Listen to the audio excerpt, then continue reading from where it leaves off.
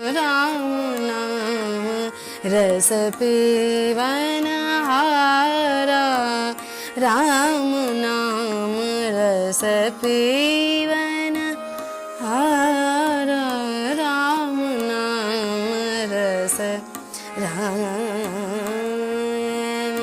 But वृक्ष को परिभाषित करते हुए कहा गया है, बट बटानी वेष्टयति मूलेन वृक्षांतरमिति बटे। जो वृक्ष स्वयं को अपनी ही जड़ों से घेर ले उसे बट कहते हैं। अग्नि पुराण के अनुसार घर की पूर्व दिशा में बट बरगद का वृक्ष मंगलकारी माना गया है। भविष्य पुराण के अनुसार बट वृक्ष लगाना मोक्षप्रद माना गया है, पर बरगद के पेड़ को कभी भी घर के अंदर लगाने की गलती ना करें। इस पेड़ को हमेशा घर के बाहर ही खुली जगह पर लगाना शुभ होता है। सनातन दर्शन में बट वृक्ष की महत्ता प्रतिपादित करते हुए कहा गया है, जगत बटे तंग पृथुमं सयानं बालं मुकुंदं मनसा स्मरामि। पौराणिक मान्यताओं के अनुसार कल्प के अंत में यानी प्रलय काल के समय जब समस्त सृष्टि जल में डूब जाती है, उस समय भी बट का एक वृक्ष बच जाता है। कहते हैं कि इसके पत्ते पर प्रलय के अंतिम चरण में भगवान श्री कृष्ण ने बाल रूप में मार्कंडेय ऋषि को प्रथम दर्शन दिया था। सनातन धर्म की मान्यता है कि बट वृक्ष प्रकृति के सृजन का प्रतीक है। अकाल में भी नष्ट न होने के कारण इसे अक्षय बट कहा जाता है। प्रयागराज में पतित पावनी पवित्र गंगा नदी माधव के निकट अक्षय बट प्रतिष्ठित है। भक्त शिरोमणि गोस्वामी तुलसीदास जी ने प्रयागराज में इस अक्षय बट को तीर्थराज का छत्र कहा है। अक्षय बट कहने वाले इस वृक्ष के एक पत्ते पर ईश्वर बाल रूप में विद्यमान रहकर सृष्टि के अनादि रहस्य का अवलोकन करते हैं। हम सभी जानते हैं कि भगवान बुद्ध को बट वृक्ष के नीचे ही ज्ञान प्राप्त हुआ था। इस दृष्टिकोण से भी बट वृक्ष दीर्घायु और अमृत बोध का प्रतीक वृक्ष माना गया है, यानी बट वृक्ष ज्ञान और निर्वाण का भी प्रतीक है। भगवान बुद्ध ने बट वृक्ष के एक बीज को कैलाश पर्वत के निकट बोया था। बट वृक्ष के नीचे ऋषभदेव ने तपस्या की थी। इस अक्षय बट के नीचे भगवान कृष्ण ने अर्जुन को अपना विराट स्वरूप दिखाया था और अर्जुन को गीता का उपदेश दिया था। कहते हैं कि अक्षय वृक्ष के नीचे भगवान विष्णु की 12 मोक्ष स्थली भी मानी गई है, क्योंकि 12 रूप में भगवान ने पृथ्वी को अपने मुख से लाकर स्थापित किया था। इसे हम बरगद तथा बर वृक्ष और मनोरथ वृक्ष भी कहते हैं। यह विशाल तना और शाखाओं वाला होता है। यह बहुत ही छायादार और सदियों सदियों तक जीवित रहता है। कहते हैं कि हिंदू धर्म में बरगद की पेड़ की पत्ती को भगवान कृष्ण के लिए विश्राम स्थल कहा गया है। यह बरगद का पेड़ दीर्घायु और अमृतत्व का प्रतीक है। यह सदियों तक बढ़ता रहता है और जीवित रहता है। बट मूले स्थितो ब्रह्मा बट मध्ये जनार्दनः बटाग्रे तु शिवो देवः सावित्री बट संश्रिता विवाहितानां पतीनां रक्षणाय दीर्घायु प्रदाय पुत्रेभ्यः स्वस्थायुः ददति दीर्घायुः। ओम बटेश्वराय नमः, ओम बटेश्वराय नमः, ओम बटेश्वराय नमः। इस वृक्ष के मूल में ब्रह्मा, मध्य भाग में विष्णु और अग्रभाग में शिव तथा शाखाओं में माता सावित्री का वास है, क्योंकि इस वृक्ष से निकलने वाली लंबी लंबी शाखाएं जो नीचे की ओर जाती हैं उन्हें देवी सावित्री का रूप माना गया है। इसकी उम्र की बात करें तो 250 साल से अधिक वर्ष तक यानी सदियों सदियों तक की आयु होती है, तभी तो इसका नाश नहीं होता है।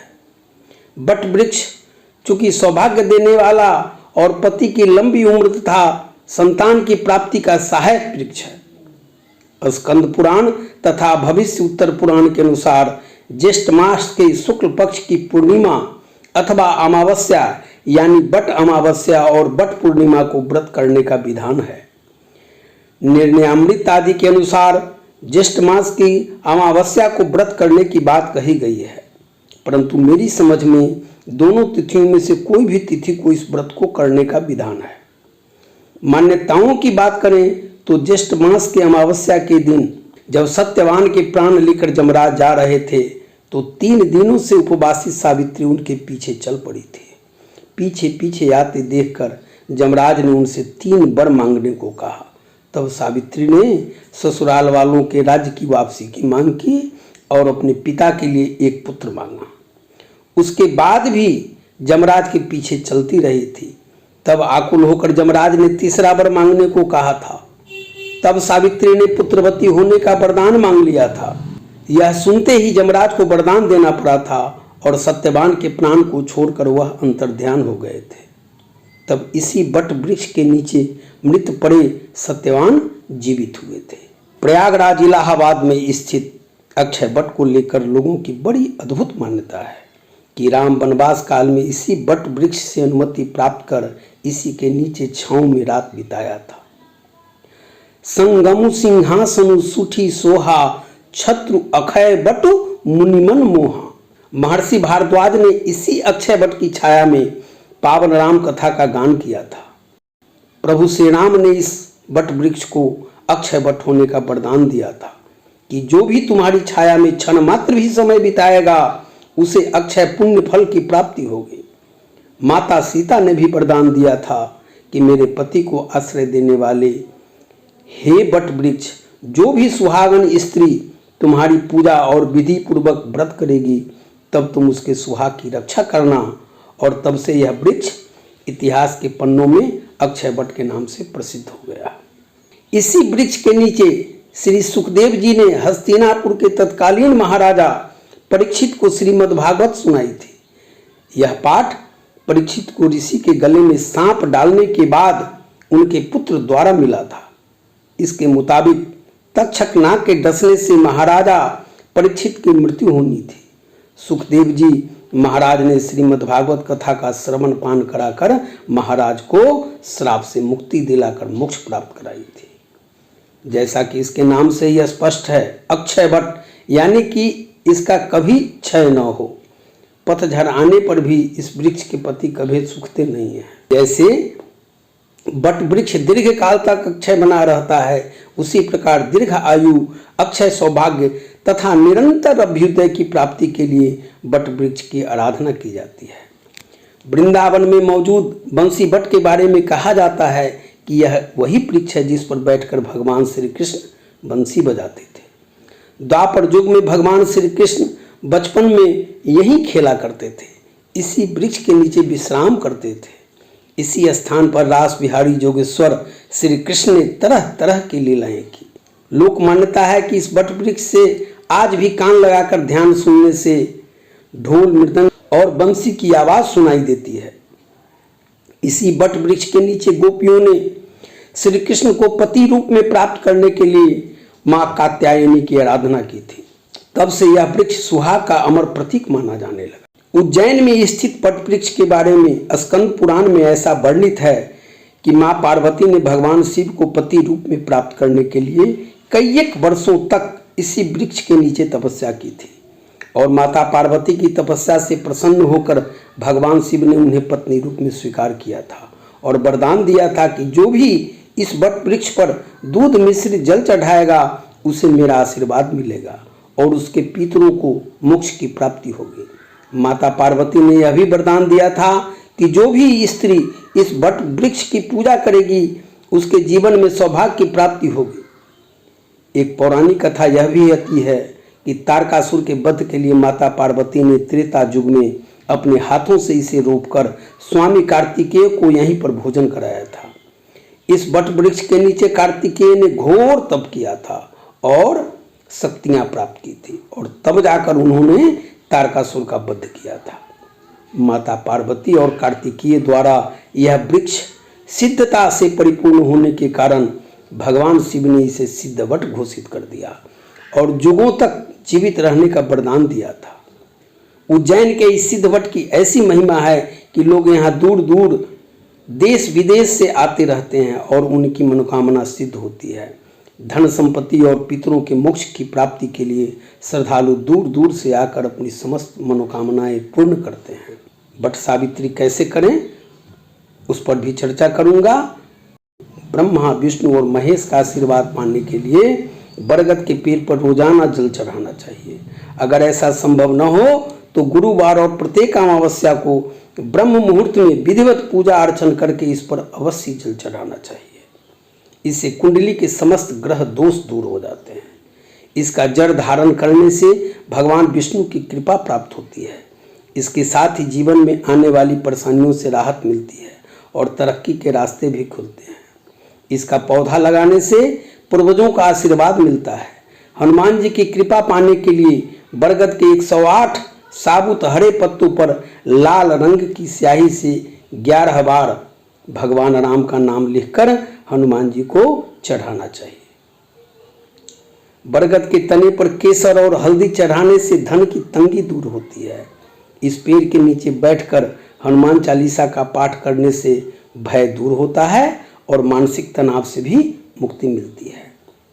बीमार चल रहे व्यक्ति की बीमारी ठीक करने के लिए रात को सोते समय बरगद की जड़ उसके तकिए के नीचे रख देने से स्वास्थ्य में धीरे धीरे लाभ होने के योग बनने प्रारंभ हो जाते हैं।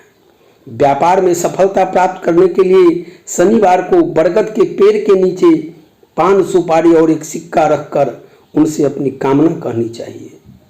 इस पेड़ में कलावा बांधने से वैवाहिक जीवन में खुशहाली बनी रहती है और पति पत्नी के संबंधों में मिठास आती है। इसका जड़ घर में रखने से शांति और समृद्धि आती है। बट सावित्री की बात करें तो बट सावित्री व्रत में बट और सावित्री दोनों को विशिष्ट महत्व माना गया है।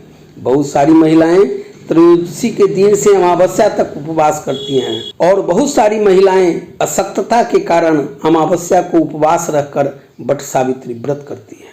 व्रत करने से पूर्व बट वृक्ष के नीचे बैठकर वैधव्यादि सकल दोष परिहारार्थ ब्रह्म सावित्री प्रीत्यर्थ सत्यवत सावित्री प्रीत्यर्थ चौपट सावित्री व्रतमहं करिष्ये इस मंत्र से संकल्प लेकर बट वृक्ष के नीचे पूजन करना चाहिए। पूजा स्थल पर पहले रंगोली बना लेना चाहिए तथा वहीं पर पूजा की सामग्री जैसे जलपात्र, मौली, रोली, कच्चा सूत, भिगोया हुआ चना, फूल तथा धूप रख लेनी चाहिए। पूजा स्थल पर एक छोटी सी चौकी पर लाल रंग का कपड़ा बिछाकर उस पर भगवान विष्णु और शिव पार्वती की प्रतिमा या मूर्ति रखनी चाहिए। संभव हो तो गमले में लगा तुलसी का पौधा भी प्रतिमा के समक्ष रख लेनी चाहिए। सबसे पहले गणेश जी और माता गौरी की पूजा करके तत्पश्चात बरगद के वृक्ष की पूजा करनी चाहिए।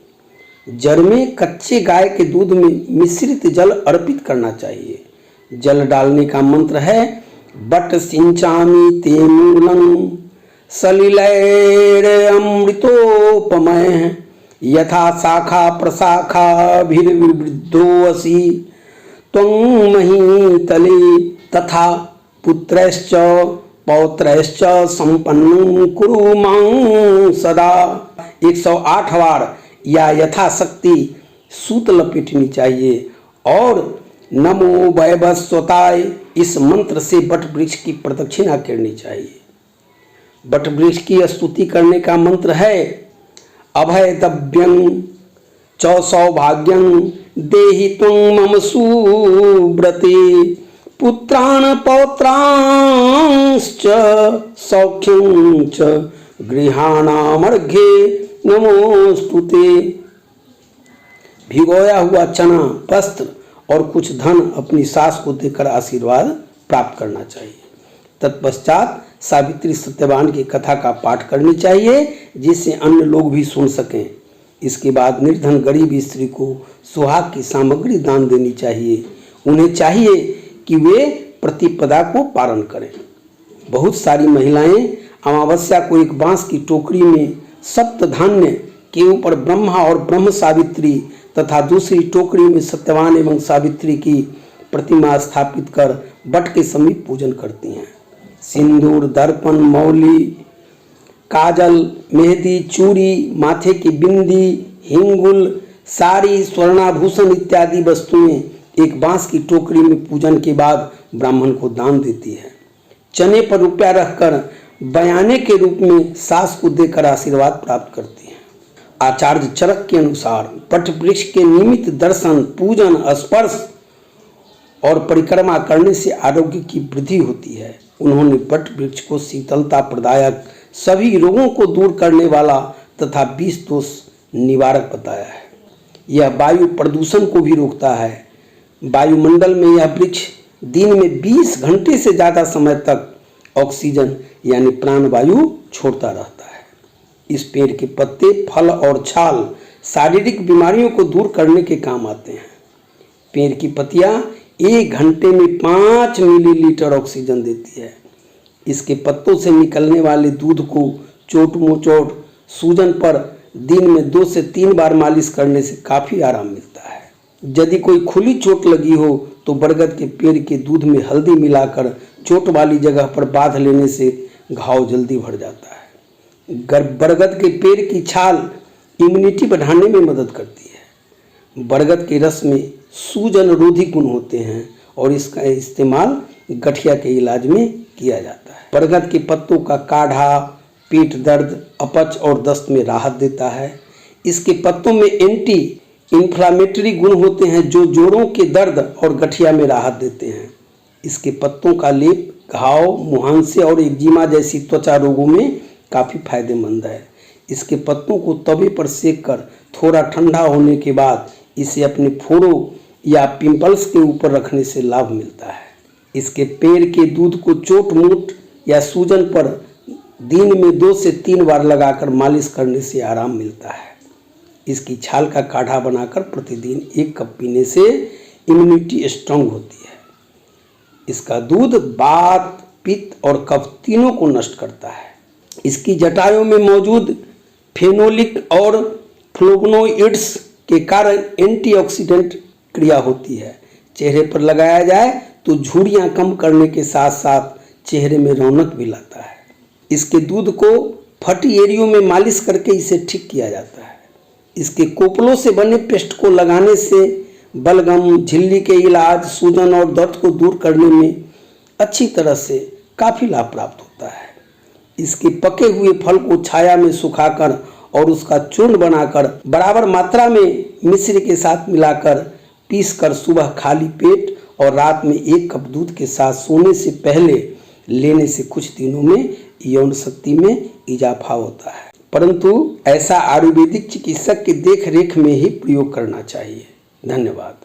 दोस्तों, यदि आपने मेरे इस YouTube चैनल को अगर सब्सक्राइब नहीं किया है तो निश्चित रूप से सब्सक्राइब, लाइक करते हुए और ज़रूर से ज़रूर शेयर करें ताकि घर बैठे आपको ज्योतिष से संबंधित सभी विधाओं के अंतर्गत आपको समस्त जानकारियाँ प्राप्त होती रही, आपको कहीं जाना नहीं पड़े।